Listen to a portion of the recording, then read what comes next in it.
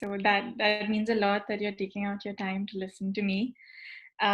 So I think I am going to go about the time I have with sharing my journey as honestly as I can, and at the same time taking you through what poetry has done for me in this journey, and how it has helped me connect and deal with a lot of my emotions. And at the same time, it in hopefully explaining that, then I can a lot of more people will connect with poetry, because I feel not a lot of people, as much as it should be a popular art form, I don't think it is. So hopefully that will happen. So I think what I will start with is a little bit about my background. Um, I was born in Calcutta in a Marwari family, a joint family, a family of 10 people. I am the youngest. Currently, I'm in Bombay though. And what I saw growing up, I think there's just a lot I realized while I was growing up, and a lot that I noticed, I think, happened at the age of puberty or teenagehood. And a lot of changes that I don't think my environment was changing, but I was picking up things differently. So one thing I noticed was that in my close proximity, a lot of people were very unhappy, which I started noticing the more I left the house and the more people I met outside. And I realized that there was a lot of unhappiness there, a lot of face reading, a lot of reading between the lines, a lot of walking around eggshells, which I use a lot, that phrase, and a lot of tiptoeing to be accepted and proper, and choosing the right vocabulary, and this was something, and then I realized that we come from a family where wow, I have these privileges that I'm seeing a lot of people don't have. As you grow up, when you're first born, you don't know this, but then you, as a kid, you get smarter and you pick things up. You're like, okay, but I have this, he doesn't have that, but he seems so much happier. Or if I'm sitting in my car with my family, and suppose everyone's not talking or not in a very talkative mood, the environment is very tense, I'm looking out at the motorbike just few inches away from our car, and I'm looking at this husband and wife, maybe, or girlfriend and boyfriend, just laughing loudly, and I'm just wondering, wow, it's like we have so much, but why don't we have what is important? Why are we not able to be free with each other? Why is the laughter curbed? Why is the happiness curbed? So that is, I think, one of the reasons why I started writing, which maybe I think most people, which is, I can't say for most people, but I'm thinking a lot of people take to writing when there's a lot to express and they're not able to express it.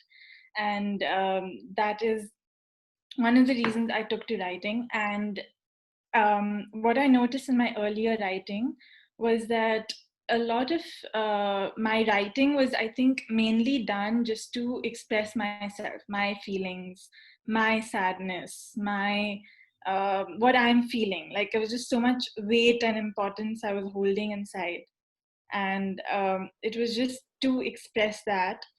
And I realized that, okay, no one really cares.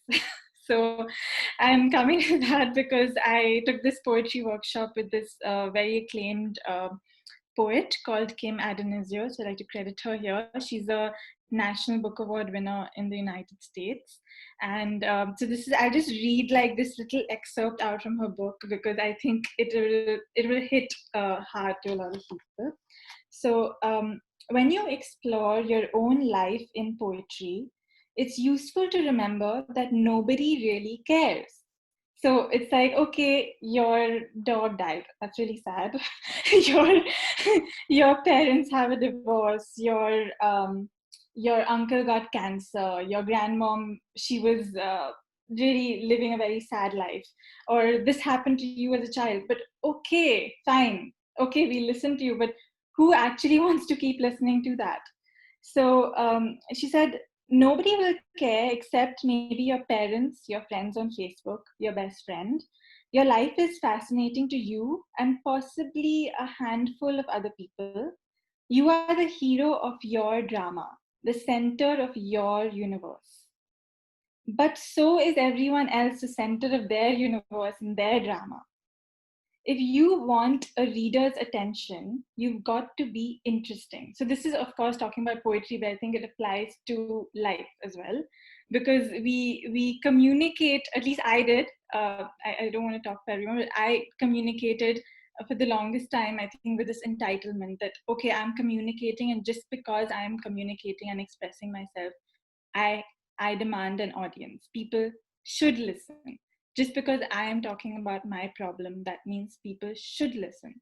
So this I think was a very big learning. So for instance, right now when I'm have an hour to talk to you and talk to everyone here, there's a lot I can talk about because even though I'm young, I have lived for 22 years trying to condense the most important things in this 1 hour. So I am picking out the things that I think will resonate with everyone the most. So because that is why I think people will choose to stay on here and listen and not log off and do whatever else they can be doing. So that is why I think. So I think because poetry is an art form that is so associated with words, it relates to everyday life and expression that way. Because it you don't we don't come with entitlement without gratitude. That's the phrase. Yes. So that is that. And then just end it with this. The bottom line here is that you are not the only one who has lost someone or been hurt or been so in love you felt like your body was pulsing with light. Even if you are very talented, very beautiful, blessed, or cursed in ways most of us are not, you're just one among the many.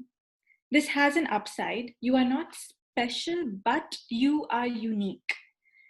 No one but you can express what you have to express. So that is where I'll end that. So I think what she's saying is that we all have our own unique story to share, and a lot of us don't want to share that. So that's where we lose out. We want to share everything else, but what makes us unique. So now moving on, I will take you through a few poems that have really hit hard with me growing up. And maybe as you see and read the poems, you will understand a little bit about my journey and why I was connecting with them at that point in time. And the journey I've come from there. So I also want to, before I go further, express gratitude to my family. And also at the same time, uh, I will be sharing things about them here, but at the same time, I want to express that I wouldn't be who I am here today without them, and I wouldn't be writing the way I write without them. So I wanted to say that, and I will just screen share. So I think is this visible or do I screen share or wait? I just screen share. I think I'll have to give you permission. Just give me a minute. Okay. Oh God. Okay. Just Yeah.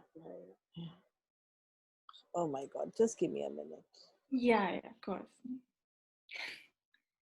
Yeah, but I don't know what's happening. Okay. There. Now you can do it. okay, great.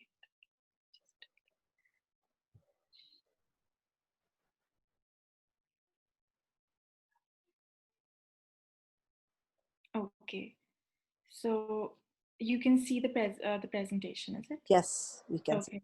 And if I do this, can you still see what's this? No time? Can you see or no? I can only see poems plus mental health plus my Okay. So I might have to then switch. Okay, I'll yeah. just do that. Yeah, okay. So this is just a start. I think I will start with this quote because I think that will set the fun tone a little bit. Poetry is like pooping. If there is a poem inside you, it has to come out. So I feel we all are poets, and I feel like if there's something, it's like shit sometimes. Sometimes you just need to just take it out of your system. And I think that's how I started writing. So I'm not saying that means it'll be a great poem. If you want to become good at it, then you practice. But this is just what it's about. And I think that's everything. Just the fact that you are trying to take it out and make it into something beautiful. So that is the next slide. So I wanted to share this resource with everyone. It's called the Poetry Pharmacy, and it's actually a book. Tried and true prescriptions for the heart, mind, and soul. So it's a very nice. It's a very cute book, and it's got like all these remedies, and under the remedy, like the poems for it. So it's like loneliness, sadness, happiness, excitement. So poems that relate with that emotion. I just thought I'll share that resource here. That's so beautiful. It is really, and it's so this is from the founder of the. Okay, yeah, I don't know what I've done. Sorry, No problem. I'm just navigating this. Yeah, great. Yeah. So this is the Poetry Pharmacy, and this is the writer, the collector of the Poetry Pharmacy, and he says that I found 2 lines of poetry written 700 years ago by a Persian poet, Hafiz, and it's his cure for these 2 lines took him through the night when he was feeling um, very suicidal and very lonely. Um, I wish I could show you that when you are lonely or in darkness, the astonishing light of your own being. Just 2 simple Wow. lines. So that just shows the power of, yeah, I'll move on from there. And I just wanted to now go on to the poems that. So you can see this now, is it? I can still see the Poetry Pharmacy. Okay. So you'll Okay. have to, Yeah. Now.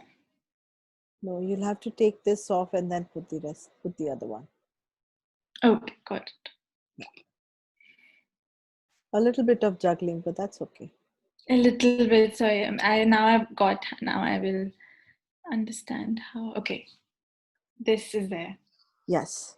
Okay. So these are few poems that have and might connect with someone, might not. Maybe at one point of your life you have felt this way. And it is written by a very famous poet, Philip Larkin, born in 1922 in England. He won the winner of the Shakespeare Prize. Um, so this be the verse by Philip Larkin. I will read it out. They fuck you up, your mum and dad. They may not mean to, but they do. They fill you with the faults they had and add some extra just for you. But they were fucked up in their turn by fools in old style hats and coats, who half the time were soppy stern and half at one another's throats. Man hands on misery to man, it deepens like a coastal shelf. Get out as early as you can and don't have any kids yourself. So, yes, very powerful, very deep at the same time, very hard hitting. And I mean, first of all, I'd like to say I've never been a parent, and so it's very easy for me to say this, but I know it's a very difficult job. Uh, and or the thing is, I don't know how difficult it is. Actually, that's what I should say. But I think the reason I would like to share this here is because I think a lot of people have felt this way, maybe at even a fraction of a second of their lives, at one point of their lives, not constant. This is not a reality that is constant. In fact, the reality is that things change and everything changes. So this was maybe how I felt about 10 years ago, very strongly, but I can say that I don't feel this and that gravity anymore.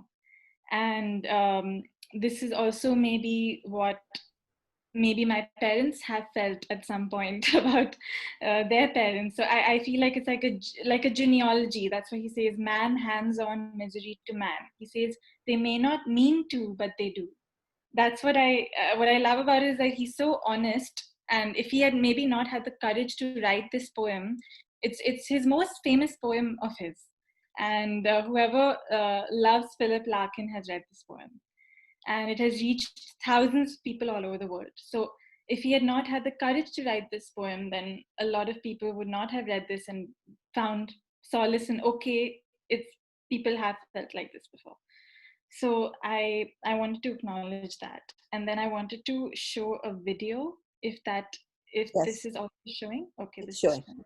Okay, I will show a 2-minute clip of a poem.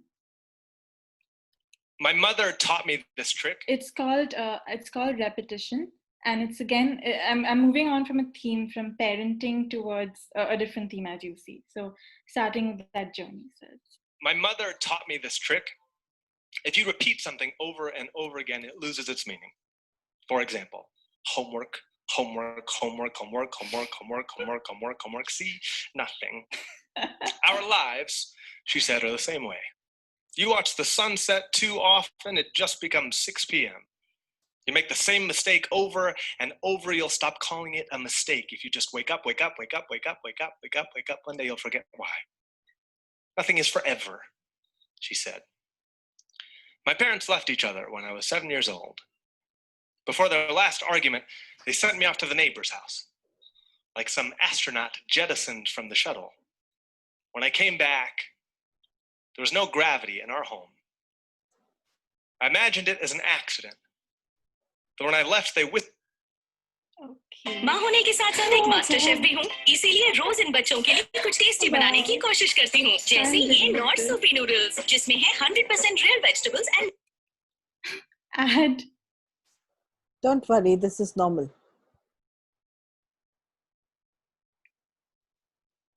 Okay. to each other, I love you, so many times over that they forgot what it meant. Family, family, family, family, family, family, family, family. My mother taught me this trick. If you repeat something over and over again, it loses its meaning. This became my favorite game. It made the sting of words evaporate. Separation, separation, separation. See, nothing. Apart, apart, apart, apart, apart. See, nothing. I'm an injured handyman now. I've worked with words all day. Shut up. I know the irony. When I was young, I was taught that the trick to dominating language was breaking it down, convincing it that it was worthless. I love you. I love you. I love you. I love you. I love you. I love you. I love you. See, nothing. Soon after my parents' divorce, I developed a stutter. Fate is a cruel and efficient tutor. There is no escape in stutter. You can feel the meaning of every word drag itself up your throat. Separation. Stutter is a cage made of mirrors. Every, what do you say? Every, just take your time. Every, come on, kid, spit it out. There's a glaring reflection of an existence you cannot escape. Every awful moment trips over its own announcement again and again and again until it just hangs there in the center of the room, as if what you had to say had no gravity at all. Mom, Dad, I'm not wasteful with my words anymore. Even now, after hundreds of hours practicing away my stutter, I still feel the claw of meaning in the bottom of my throat. Listen to me. I've heard that even in space, you can hear the scratch of an I love you.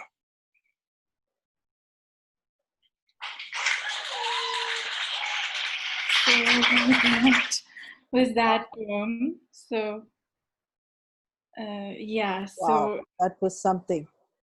yes, how words. So I think I was really trying to stress on words and the impact that they can have. Those two, I think, really encompass how I was feeling at that age of 12 and 13, when my parents were arguing, or I didn't understand what was happening. I just didn't understand what was happening, and I just wanted to basically get out. I just wanted to leave the house and get out. Like that was the place I was at. And so I think now, as I progress, like that's when I came across Kim, and she was like, "But who cares?" And I think that is what I'm trying to get at, because I realized that we only stay in these stories for as long as it does something for us. And it's like it is quite difficult to own up to that, but you could be, because this was not my story, but I was making it mine. And it's like the moment I put my mind towards things that were more constructive, I realized that wow, I don't have to get out of this space. I don't have to leave this space. I just have to get out of the story and get in my own story. And it's very easy to say this. I still struggle with it, but I don't struggle with it as much as I did. And that's what I've realized. And I think also what I would like to do is trying to take poetry off this pedestal that is meant to be very beautiful, it's meant to be very pretty, it's meant to be only sunshine, flowers, and rivers, and which a lot of people think poetry is. And I think the whole point of even exposing or bringing these poems up is to just show how honesty or putting your truth down on paper, even though it takes a lot of courage, it can connect with so many people. And I think that is one thing that also took me from that hurdle from getting rejections to a lot of poetry journals to acceptances. Because the more I put my truth down on paper and the less I veiled it, the less I curtained it with a lot of mysterious and flowery language, I realized that, wow, there are actually more people who want to take their time out to read it. There are more people who want to invest their time in reading it. So I actually try to read at least 10 to 20 poems in a day just to expose myself. And out of those poems, I realized that sometimes I can't get through the 10 out of the 20. So it's like I can't reach the end because I'm reading so much, and it's like, and I think that's a very big sign, because it's like about, okay, is that person really trying to connect? If I'm not able to understand what they're saying, I just don't want to put in that. After like 10 lines through, I'm okay with just putting it away, because I just like, oh yeah, I can't. So I think that is another thing, and a lot of poets actually say this, that the more the very few poems you realize that you can just effortlessly get through from the beginning to the end. Not a lot of poems do that. So next part of what I think I will talk about is what I could do is. Anima, what would you like? Should I talk about read some of my poems, or should I share some more poems I connected with, show you like my journey? What would you like to do, Vasvi? We have time for everything. Okay. Yeah. My other speaker is not there, and I have to just put her recordings because of the. Got it. Yeah. Fine, let's have some fun then. I will Let's have just. some fun. Yeah. Okay, I will just share some more poems because I believe they are really, really fun poems and they will connect. Like I feel the last two did connect. So, okay. So let's move on to this. Basically this poem, I think what I'm trying to say is like making poetry more accessible and moving more into the whole who cares territory. How do I take an everyday moment that maybe so many people go through in their life and put it into a poem? So I will read this poem out. It's by George Bilger, and it's a humorist. So he has this knack of adding humor to very dark subjects, which is something that I really enjoy. So that is why I will read this out. Pancake Dilemma. Another subway station blows up in Europe. It's right there on the front page, and I'm about to pour some syrup on my pancakes. But perhaps I shouldn't be doing this. Maybe I should just put the syrup down out of respect for the victims and their families. Yet who is there to witness my sacrifice, my gesture of solidarity, however small, with the international community? My wife is playing with our son in the living room. I'm at the table by myself. And I could just go ahead and pour the syrup and smear on some butter and think compassionately about the victims while eating the pancakes while they are hot. No one will benefit from my eating cold pancakes. Instead, I call out to my wife from the dining room. Another subway station blew up in Europe. They think it's terrorists. But she doesn't hear me. The TV is turned up for Paw Patrol, that is a cartoon show for children. So I just sit here quietly for a moment, then start eating the pancakes, trying not to enjoy them too much. That's the end. Very simple, but Wow. yeah. And it's just so relatable. It is. So I think I just wanted to talk about how breaking those everyday moments down, just maybe one moment in his day, but he made it into a 20-line poem. So I wanted to just share that. And I think also that shows my journey, because it's like I'm moving away from that story and I'm trying to focus on what's in front of me and focus on a lot of other things that are happening. So the other thing that comes up here is the feeling of rejection. So before, I was sending out a lot of my poems and I would get a lot of rejections for many years, whatever I was sending out. And I think it impacted me a lot because I was sitting already with a lot of rejection inside me. Sitting with a lot of rejection inside me. It's like no one was maybe rejecting me outright, but I was anyway feeling rejected. And when the rejection actually came and said rejection, then that's it, then it was like, how, why are you rejecting me?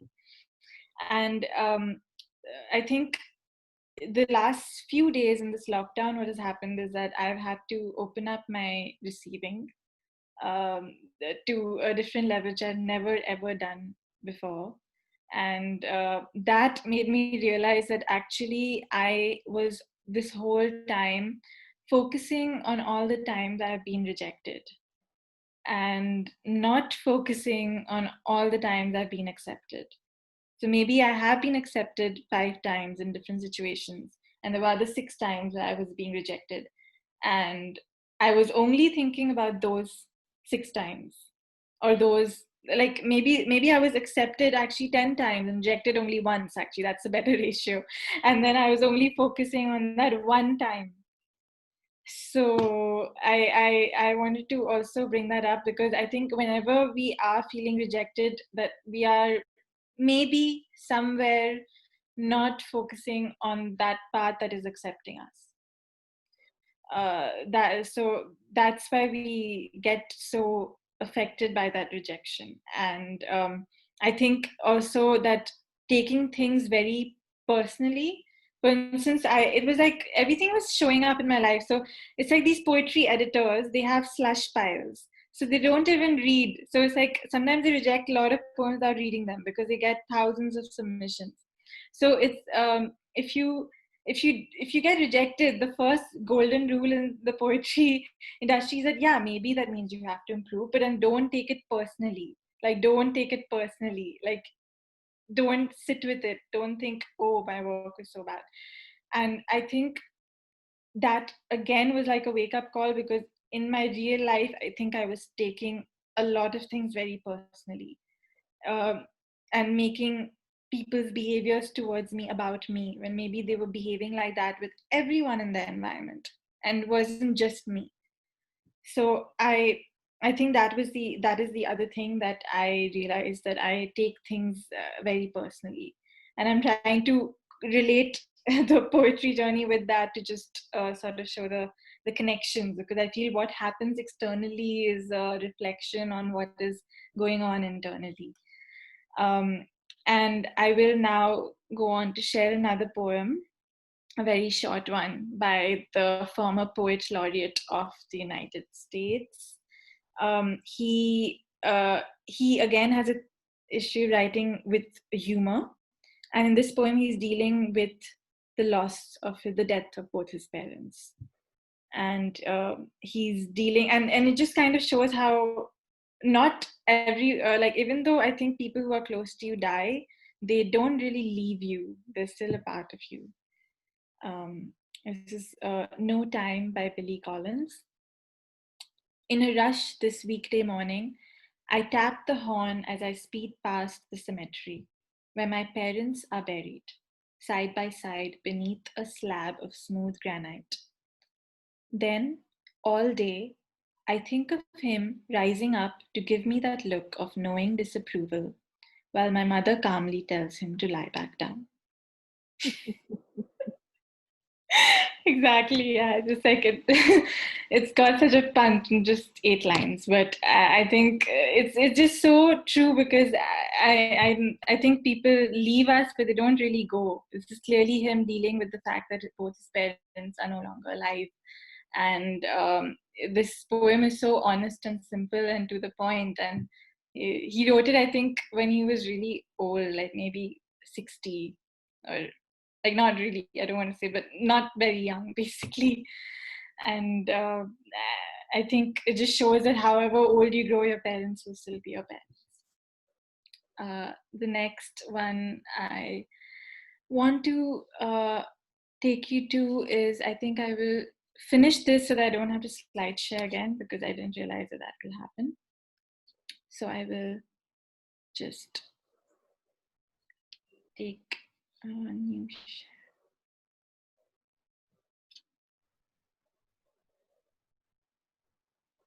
Yeah, I will smooth it up.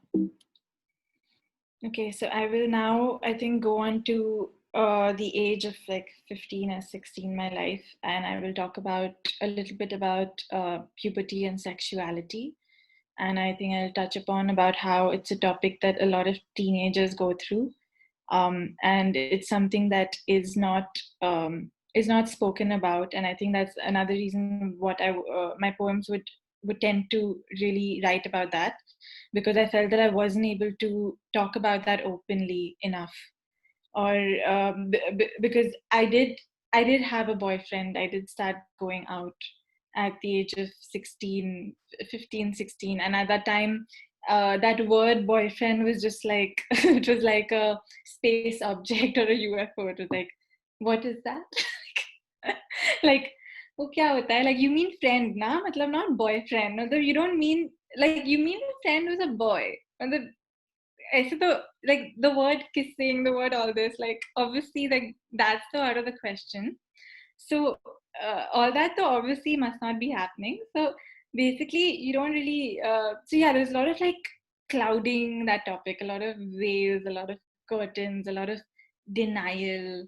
And I think for the longest time it was a big conflict for me to reconcile with, to understand basically, okay, I'm clearly, I have a boyfriend and it is not more than a friend, and everyone does not want to accept that. So that's the thing I started writing. So this is a poem I wrote when I was 13, 14. I don't know. It's just like it's just too young. Now I laugh and I'll read it out when I'm reading it out.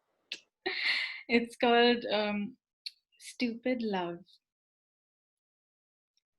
Love is stupid. It involves the heart, which makes it serious, but it's still stupid. The girl dreams. Who knows if the boy does? Who's boy enough to admit it?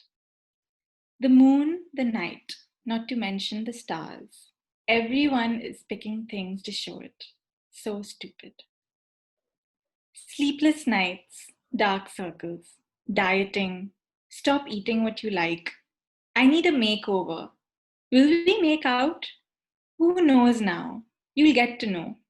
But still, think, think, think, dream, dream, dream. Time is there to blow off, isn't it? So stupid. So, It's beautiful. thank you. I wrote it, and it was, I think, after watching a lot of Bollywood romance films, I think that it's like you watch all this and you realize, okay, this is what love should be like. And then you meet someone, you have all these expectations. And it's like, I think at that age, I don't know, it's like you're very naive, and you're trying to, I think in this film, I was really trying to understand, why do people invest so much time in this when it doesn't give you anything? So I was just calling it stupid. मतलब चांद सितारे क्यों लेके आ रहे हैं, मतलब उसके लिए कुछ हो ही नहीं रहा है. So I think that is what I was trying to get at. This is an example of a poem that I really don't like. So I put it here because it's one of the poems that I will definitely reject if I read it today. And I wrote it this way before, like way before. And I think as an example to show about, again, the whole who cares. So this is me, I think, when I was very in my emotions, very like taken down, and I'm not thinking about how to express myself to make it interesting to connect with someone. I'm only expressing myself to express myself. So this I will read a few lines here, but it's very interesting because it has these two lines: bursting with uncontrollable joy inside, but letting out a tiny twitch outside. And it was written really long ago. I found it in my file today. I didn't remember I'd written it. Didn't even remember this poem existed. And the fact that those lines came up, and I have felt that, and I was like, wow, I wrote this over 10 years ago. And I think it is such a big reality where I felt that I've always felt myself that I'm not focusing on the good things, and when something happens, it's like the joy is uncontrollable, but I am not letting it out. So why am I holding in the happiness? Why? So this those two lines, really, that's why I put it there, because it resonated with how I felt. This poem is something that it's a poem that I connect with, I think, and it's written, I've just taken a few lines out from it, and hopefully a lot of people will connect with it. And I wrote it because I was trying to make sense of arguments that happen possibly in the domestic environment, and uh, why they happen often and what they mean. And maybe in the lockdown, a lot of people have felt this way, to understand or just to understand why loved and closed ones argue. And I wrote this, and it was basically written because a lot of the arguments were happening around meals. So I was trying to understand uh, why is the food, what is the fault of the food. uh, it's called Peeling Onions. I really talk about onions, you see, I'm really hungry. uh, what was spoken is forgotten, but these mishaps, which is arguments, happen only at mealtime. And so the kitchen finally speaks. Onion skins shimmer like Diwali gift wrappers. I peel an onion. The more I peel, the more relentlessly its sweet sting hits the eye, sweet because it is familiar, like an old argument sanded with time. Beautiful. Each one of us is a bursting backlog of unsaid prayer. There comes a point after which gratitude becomes an old soiled dishcloth, its true color altered. Perhaps the kitchen is saying arguments work like onions too. The more you unwrap word after word in the hunt for intention, or what not you read in that self-help book, the more it will sting. I unwrap the rings of perfect pink elliptical shine, one after the other, until I find nothing.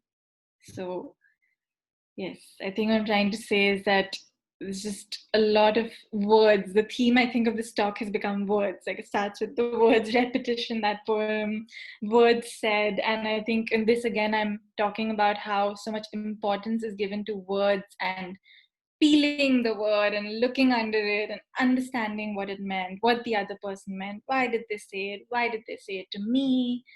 Why did I say what I said back? And it's like you're just going in a wild goose chase because it's just not going to end. And I think that's what I was trying to get at. Like, the more you will hunt, the more you will only find things that hurt you. So that is what I was trying, until you find nothing, basically. That's what the ending was about. Yeah, so I think that is that. And I think now, what time is it? How much time do we have? Oh, okay. Let's see how much time. So I think that was that. And I do have another poem that I can end with, and then I can answer any questions, and I would like to end with maybe 2-3 poems of gratitude. That would be brilliant. If you Yeah. could also tell people what you got selected for, because people don't know. Okay. Okay. So I got selected for the Rattle Challenge. I can actually read it out. It's online. It's a challenge where you write a poem for a picture that is released every month. And I didn't realize how big the magazine was until I got accepted. So I was very honored. And I was published alongside some very like big names who I've been reading for really long. So when it happened to me, I was like, wow, okay, like because there was a nominee for a Pulitzer Prize of Poetry who was published in that magazine like in the same week. So I was like, okay, for me, this is like a huge honor. And when it came, I truly felt like something in me has shifted. So I can actually read that out. I didn't think of that, but I can read that out. It's a That poem would be very nice. Thank you. Yes, I will do that actually, because that will actually show you, actually, it'll be so perfect because it'll show you where I am right now because it was written during the lockdown. And remember, guys, she said my receiving changed. The minute she changed her receiving, Yes, she got published. my Rejections receiving went change. out.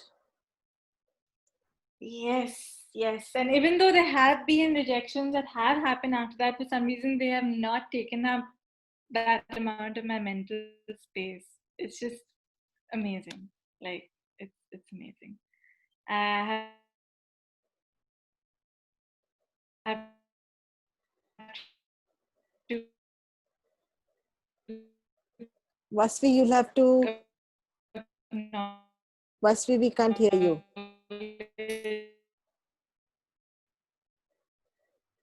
That's called the energy block. Vasvi couldn't hear anything you said. Can you hear me now? Yes. Can you hear me? Yes, now I can hear you. Clear. Crystal. Okay, perfect. Okay. So this is the poem. It was based on this image. It's your poem every day, and it can hopefully brighten up your day. So this is the poem, and it's called "There Are Two of Us." It's based on that image, and I will now read it out.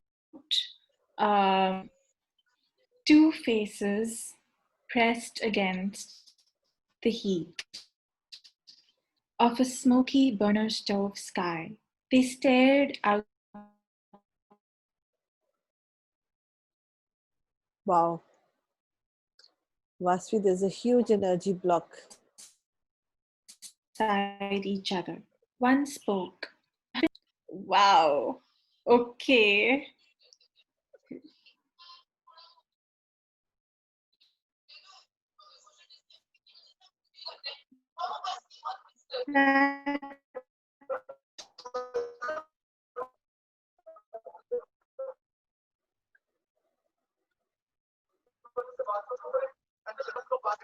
Somebody's fighting. Can you please Okay. Ma.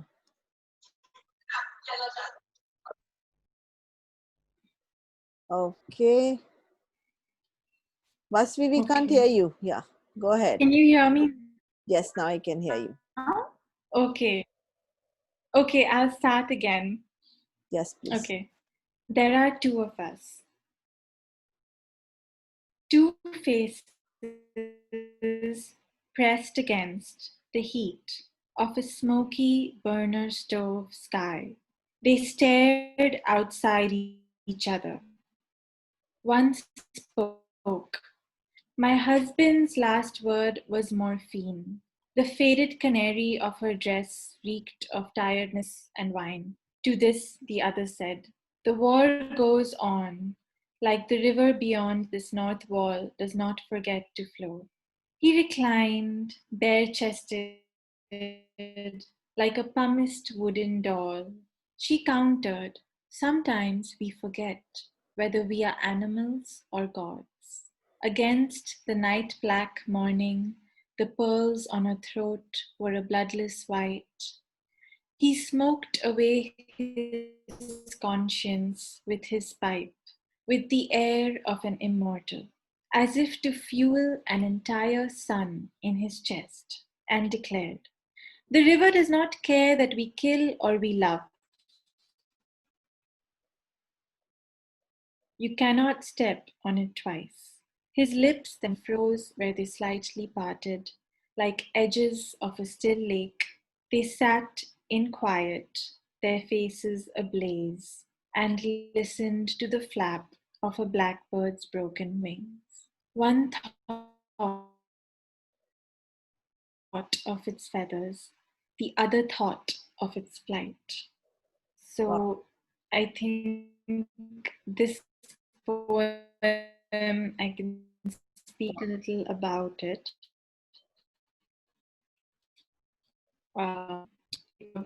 It's talking about two people, two people interacting. One of them is fighting a war. The person he's talking to has just lost her husband. Vasvi, why don't you take off your video and just talk to us, because the voice is trailing otherwise. Can you hear me now? Yes. It's really interesting because... Okay. Yeah, go on. Yeah. Very interesting. Yeah. So this poem, it's basically two people interacting, and one person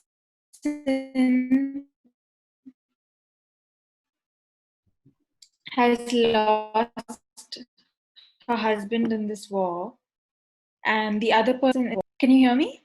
Okay. And basically how there's no right or wrong, and two people speaking to completely different things about the same thing. First, what I'm trying to say is that within each of us, we have two of these people. There's this conflict between someone. We are never one person throughout our lives. We have two different spectrums.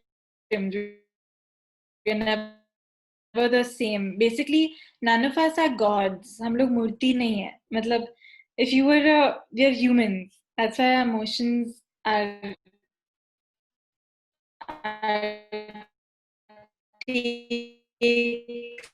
the war is completely wrong, and for someone the war is completely right. And the last two, a different response from with broken wings. And Vasvi, your voice is trailing, sweetheart. Your voice is trailing. Is thinking of her feathers.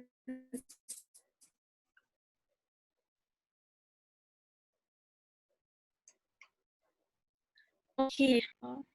Can you hear now? Yes.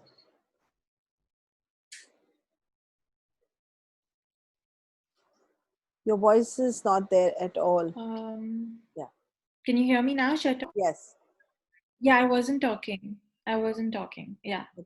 Okay, so I think what I was trying to say is, and one person is thinking,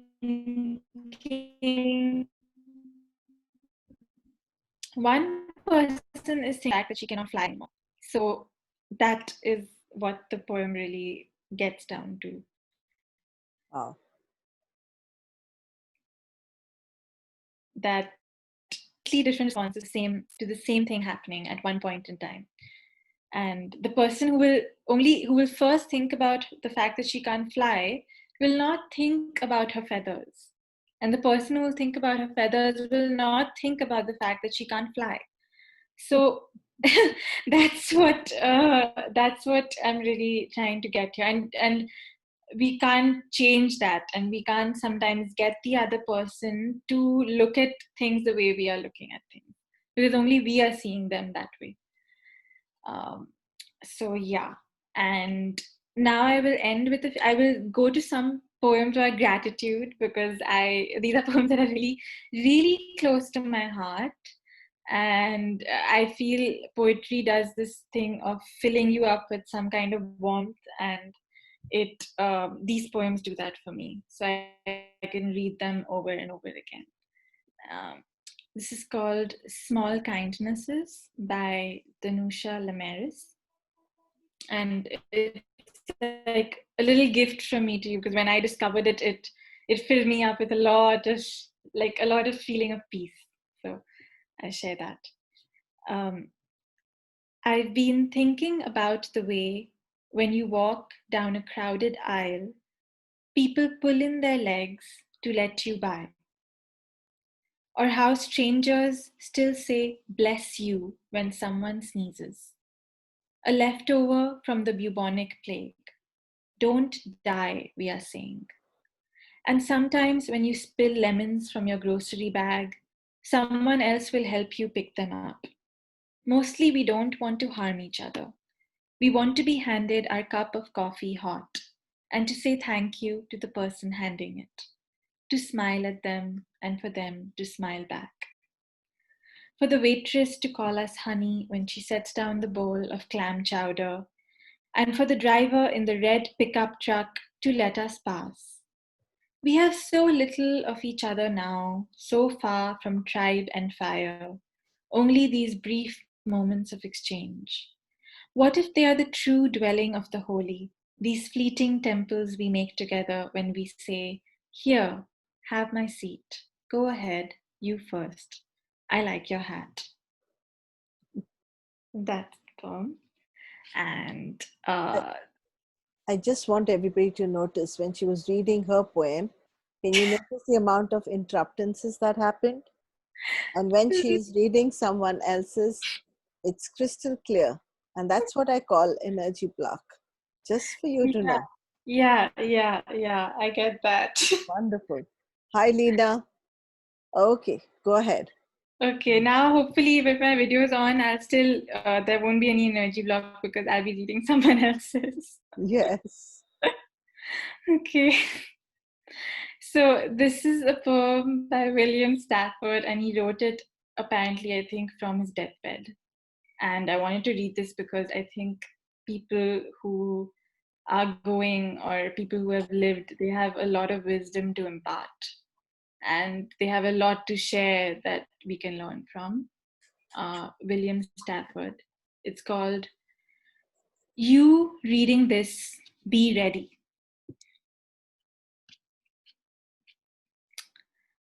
Starting here, what do you want to remember? How sunlight creeps along a shining floor? What scent of old wood hovers?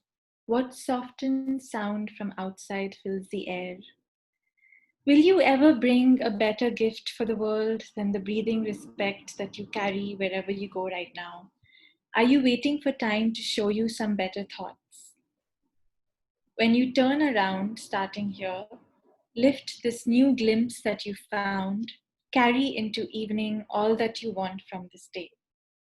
This interval you spent reading or hearing this, keep it for life. What can anyone give you greater than now, starting here, right in this room, when you turn around? Someone else's poem, but No no. interruptions. Maybe we should try once more reading the before one. And see. Yeah, I have another poem of mine that I can share.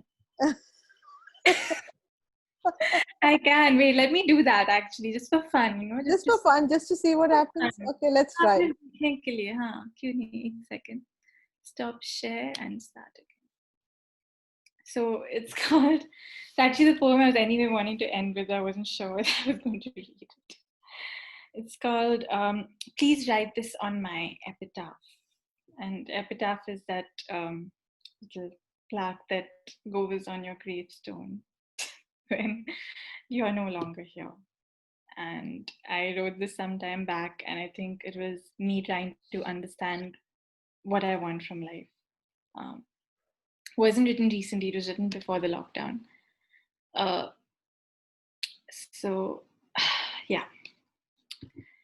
In the end, we'll all become a life once lived, a lifetime, a timed life. Start marking mine with the nights clung to the bedroom door of my first home. The chink of mute TV rays seeping right to my feet, star bright. Ears pressed to fit the crescent of the keyhole, to collect, bury my parents' worries. Someplace forgotten, not effaced, like in the attic on our fourth floor, were we to ever have one.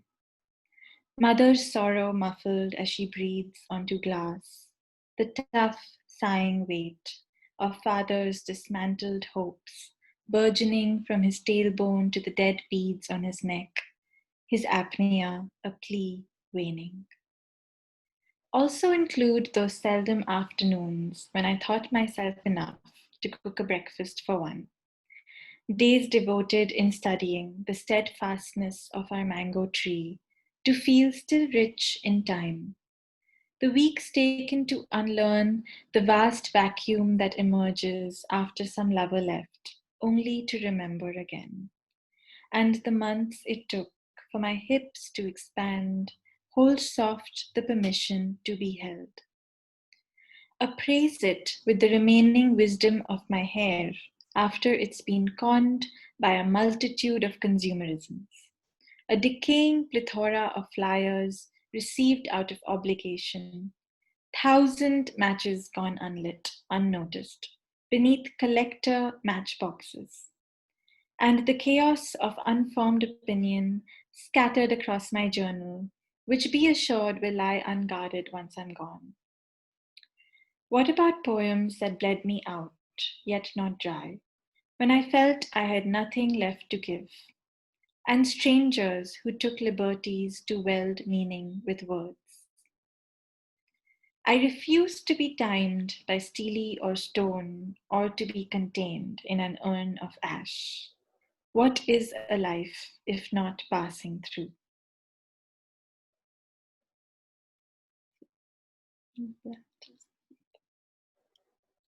Yes, that was the poem. Thank So, you. was there any energy block? No, it was only for the one that got published. This also got published, but in a different journal. That's Yeah. right. Yeah. Okay, guys, questions for Vasvi? And or can we wait for questions right at the end? Can we give her some feedback, guys? All of you, fatafat, unmute yourself. Vasvi, you'll have to stop sharing the. Oh, yeah. Sorry, I didn't realize. No problem. Yeah, got it. Great. So, guys, can you please unmute yourself and ask questions or give feedback? And I'm going to go with the next speaker. The next speaker is not there on the forum, but her presence is very much there. I have her videos, which got recorded 2 days back. And with her permission, I'm going to put all whatever I recorded in the rough session as the real session. Her brother-in-law is no more, and he expired today evening because of COVID-19. And I just thought the show goes on. And so she's already spoken. And even though she is not there, we can always put through what she spoke in the rehearsal or in the dry session, as we call it. So any feedback for Vasvi, guys? Can you put it? I will. Thank you. So I don't have any questions, but I'm not a poetry person, but I think her poetry is really kind of took me back also to, things which, like she was talking about her journey. especially I think when she was in love, that took me back to my thing when I was in 15, 16 and in love, and how that whole feeling kind of came. So thank you for sharing, and this is just sort a new thing within me about poetry. So thank you so much. Thank you so much. That means a lot. Like that means a lot that I could connect. Thank you. Thank you. Amita, would you like to share? Archana, would you like to, support the young blood? Come on, guys. I know, Vasvi, you are amazing. She is. Seriously, I mean, with your age and the kind of things you've gone through in life and the way you have the talent to put everything in words, it is amazing. Everybody cannot do it. It's Thank amazing. You are blessed child. God bless. Nothing else. Just bless you. I just want you to hear that, Vasvi, you're a blessed child. Yes, I am. That's what this all the You are. receiving. I'm trying to load up on it. Trust me, every time you've recited a poem on this forum or you've given it on the WhatsApp, it's been a pleasure reading it and listening to you. I might not say it up front, but dear, really, I mean it. You are a blessed soul. Absolutely. Absolutely. Thank God you, bless. Archana. Love you for that. So much. Love you, actually, for that. Love you. Thank you, Aarti. Love you for that. Amita, would you like to share Love something? you. Yes, ma'am. Hi, Vasvi. I first time saw you reading the poem, and I must say that the words that you put, it's amazing to read your poems. But when you are speaking, it feels like it's coming straight through your heart. Yes. And in your poem that got published, where you mentioned that two persons cannot think of one thing as same, it gives me a perspective to think that definitely means what I am thinking other person cannot think. It really means a lot. I Thank think you. it's the story of my life. That's why that poem got published. Yes, and one thing I had to work on. Yes. So, and you're Wonderful. reading it beautifully. When you read it, it's amazing. thank you so much. Wonderful. Thank you. Anybody else on the Facebook would like to share, or anyone over here else would like to share? Please do not do conjusi. Unmute yourself and say what you have to say. Okay, I'm going to say this. Please don't do conjusi. I love the way it feels like this. So today evening, Vasvi, I went through a session of constellation for someone else. I don't remember what changed, but at the end of the constellation, from feeling like as if I'm falling down, suspended in the air, just about to hit the floor, and seeing myself all in blood, the floor suddenly disappeared. I had picked up a speed and I was flying high. And that's how it feels with you. Thank you. Does that make any sense? Wow, I am that well, I'm trying to think of and I think what I'm understanding is that I shared like I think there's a lot that we both connect on, like in a different I think it's cut. I think we're stuck. It's okay. The picture's stuck somewhere. Yeah. Okay. So I don't know how many heard what I said. Today in the evening, there was a constellation that I took part in, and I saw myself suspended in the air and falling down. And just when I'm about to hit the floor and I could imagine the blood flowing down there, the floor suddenly disappeared and I felt as if I did a reverse gear and moved up and flew to the highest point up in the sky, soaring high and really enjoying myself. And that's how it feels with you, Vasvi.